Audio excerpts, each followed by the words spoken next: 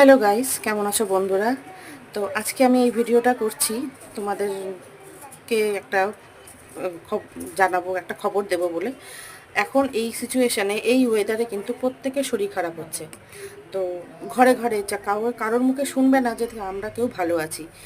তো যাই হোক, তোমরাও কিন্তু খুব সাবধানে থেকো, বেশি করে জল খাও, ফল বেশি করে খাও, দরকার পড়লে ওআরএস জল, নুন চিনির জল বেশি করে খাও, শরীর যাতে ডিহাইড্রেশন না হয়ে যায়। আর পেটের সমস্যা, বাইরের খাবার একদমই বন্ধ করে দিতে হবে, যাতে নুন ঝাল তেল মশলা জাতীয় খাবার খাওয়া একদমই বন্ধ করে দিতে হবে, যাতে পেটের এই সমস্যাটা না হয়।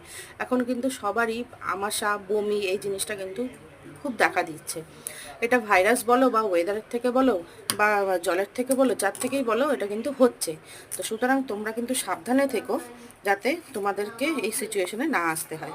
তো যেহেতু আমার হাজব্যান্ড তো প্রচুর মেনটেন করে চলে, তবুও শরীর মারাত্মক পরিমাণে ডিহাইড্রেশন হয়ে গেছিলো, যার জন্য ডক্টর ওকে রিকমেন্ড করলো অ্যাডমিট হয়ে যাওয়ার জন্য। তো অ্যাডমিট হয়ে গেছে। আর যেহেতু ও 4 নম্বরেরই বিলিং ডিপার্টমেন্টে রয়েছে, তো ওর জন্য একটু এক্সট্রা ফেসিলিটি রয়েছে।